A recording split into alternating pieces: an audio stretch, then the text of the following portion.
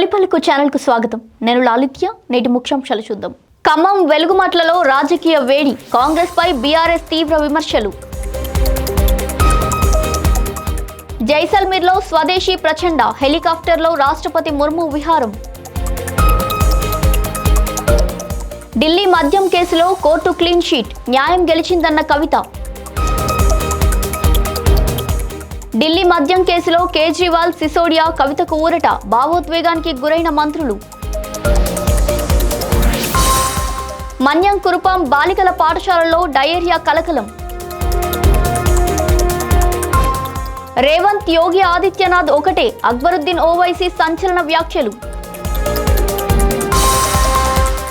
విజయవాడలో బట్టి విక్రమార్క దర్శనం. కుమారుడి వివాహానికి చంద్రబాబుకు ఆహ్వానం. తమిళనాడులో కీలక రాజకీయ పరిణామం. డీఎంకేలో చేరిన పన్నీర్ సెల్వం.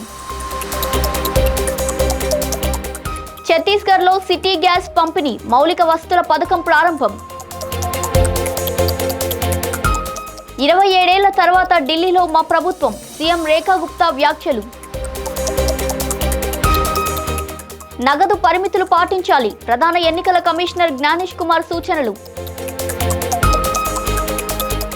కేబీఆర్ పరిసరాల్లో సిగ్నల్ ఫ్రీ రాకపోకలే లక్ష్యమన్న సజ్జనార్. ఖమ్మం జిల్లాలోని వెలుగుమట్లలో కూల్చివేతలు గాజాను తలపిస్తున్నాయని బీఆర్ఎస్ వర్కింగ్ ప్రెసిడెంట్ కేటీఆర్ ఆగ్రహం వ్యక్తం చేశారు. 2 ఏళ్లు తమ కౌన్సిలర్లను ఇబ్బంది పెట్టినా కూడా తర్వాత కేసీఆర్ తిరిగి వస్తారని ధీమా వ్యక్తం చేశారు. ఇంటర్వెల్ దాకా వాళ్ళు, తర్వాత మనమంటూ కేటీఆర్ వ్యాఖ్యలు హాట్ టాపిక్గా మారాయి. చెల్లా వెంకట్రామిరెడ్డి మొండితనంతో ప్రజల కోసం నిలబడే నేత అంటూ ప్రశంసించారు. అధికారంలో ఉన్నప్పుడు స్వార్థం లేకుండా అలంపూర్ కోసమే పనిచేశారని గుర్తు చేశారు. ప్రభుత్వం మారినా కూడా నీటి సమస్యపై మాజీ ఏపీ సీఎం జగన్ను సంప్రదించేంత కమిట్మెంట్ చూపించారనే వ్యాఖ్యలు కూడా చేశారు కేటీఆర్. ద్రౌపది ముర్ము రాజస్థాన్లోని ఎయిర్ ఫోర్స్ స్టేషన్ జైసల్మీర్ వద్ద స్వదేశీ Hindustan aeronautics limited light combat హెలికాప్టర్లో సార్టీ నిర్వహించారు. దేశ గగనయోధుల ధైర్య సాహసాలపై గర్వంగా ఉందని రాష్ట్రపతి పేర్కొన్నారు. ప్రచండ హెలికాప్టర్ను ఆత్మనిర్భర్ భారత్కు ప్రతీకగా అభివర్ణించారు. అత్యాధునిక సాంకేతికతతో రూపొందించిన ఈ యుద్ధ హెలికాప్టర్ భారత రక్షణ సామర్థ్యానికి నిదర్శనంగా చెప్పారు. స్వదేశీ రక్షణ తయారీలో భారత్ ముందడుగు వేస్తుందని ఈ విహారం స్పష్టం చేస్తోంది. కల్వకుంట్ల కవితపై ఉన్న ఢిల్లీ మద్యం కేసు కోర్టు కొట్టివేయడంతో మీడియా ముఖంగా ఆమె స్పందించారు. న్యాయ వ్యవస్థపై పెట్టుకున్న నమ్మకం నిలబెట్టిందని వెల్లడించారు. కడిగిన ముత్యంలా బయటికి వస్తానన్న నా మాట నిజమైంది అంటూ కవిత వ్యాఖ్యలు చేశారు. రాజకీయ కక్షతోనే కేసులు పెట్టారని ఆరోపించారు. విపక్షాలను వేధించేందుకు దర్యాప్తు సంస్థలను వాడుతున్నారని విమర్శించారు.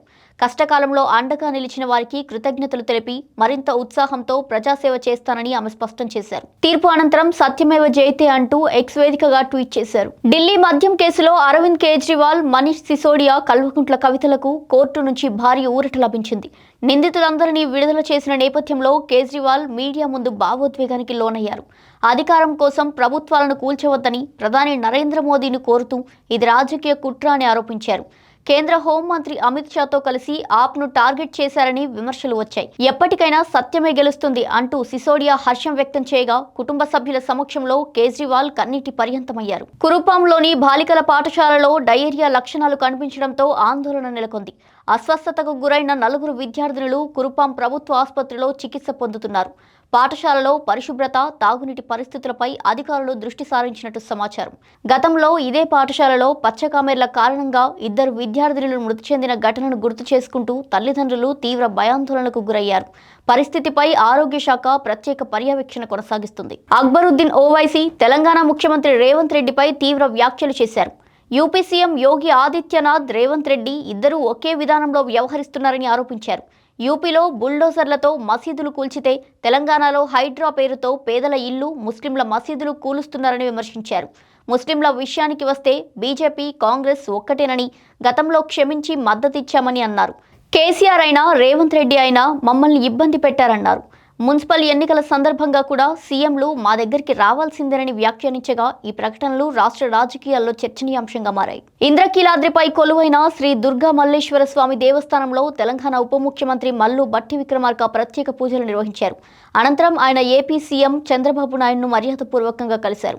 తన కుమారుడు సూర్య విక్రమాదిత్య వివాహం మార్చి 5న హైదరాబాద్లో జరగనుండగా వేడుకకు హాజరు కావాలని ప్రత్యేకంగా ఆహ్వానించారు.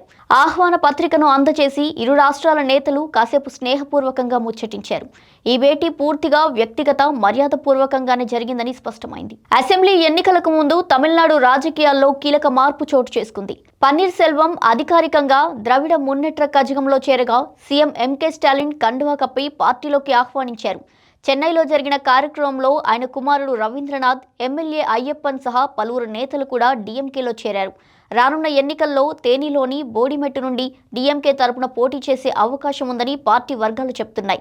దివంగత నేత జయలలితకు విధేయుడిగా 3 సార్లు సీఎంగా పనిచేసిన సెల్వం అన్నా డీఎంకే విభేదాల అనంతరం ఇప్పుడు మళ్లీ చేతులు కలపడం రాష్ట్ర రాజకీయాల్లో చర్చనీయాంశంగా మారింది. ఛత్తీస్గఢ్ సీఎం విష్ణుదేవ్ సాయి రాష్ట్రం అభివృద్ధి పదంలో మరో మైలురాయిని చేరుకుందని ప్రకటించారు. సిటీ గ్యాస్ పంపిణీ మౌలిక వస్తువుల పథకాన్ని ప్రారంభించి గృహాలు, వాహనాలు, పరిశ్రమలకు పైప్ గ్యాస్ అందించే ఏర్పాట్లు చేశారు. ఈ సౌకర్యం రాయ్పూర్, బలోదా బజార్, గరియాబంద్ జిల్లాల్లో అమలు కానుంది.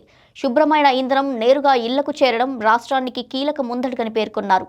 3 జిల్లాల ప్రజలకు హృదయపూర్వక అభినందనలు, శుభాకాంక్షలు తెలిపారు. ఢిల్లీ సీఎం రేఖా గుప్తా నిరంతర అభివృద్ధి కోసం కౌన్సిలర్లతో కలిసి జట్టుగా పనిచేస్తున్నామని తెలిపారు.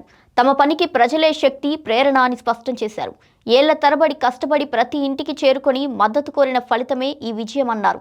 కేంద్ర ప్రభుత్వ పథకాలను ప్రతి గృహానికి చేర్చేందుకు కృషి చేస్తున్నట్టు వెల్లడించారు. 27 ఏళ్ల తర్వాత ఢిల్లీలో తమ ప్రభుత్వం ఏర్పడిందని పేర్కొన్నారు. చెన్నైలో నిర్వహించిన విలేకరుల సమావేశంలో జ్ఞానేష్ కుమార్ కీలక వ్యాఖ్యలు చేశారు. ఎన్నికల సమయంలో చట్ట ప్రకారం అధిక నగదు స్తంభింపజేయబడవచ్చు లేదా స్వాధీనం కావచ్చని, చిన్న వ్యాపారులు అనుమతించిన పరిమితికి మించి నగదు తీసుకెళ్లవద్దని సూచించారు. వివాహం తర్వాత పేరు మార్పు కోసం ఎన్నికల సంఘం పోర్టల్లో ఫారం 8 ద్వారా సులభ ప్రక్రియ అందుబాటులో ఉందని తెలిపారు. బూత్ స్థాయి అధికారుల ధృవీకరణతో మార్పులు చేపడతామని వెల్లడించారు. 100% ఓటింగ్ తప్పనిసరి కాకపోయినా తమిళనాడులో ఓటర్ల స్పందన ఉత్సాహవంతంగా ఉందన్నారు.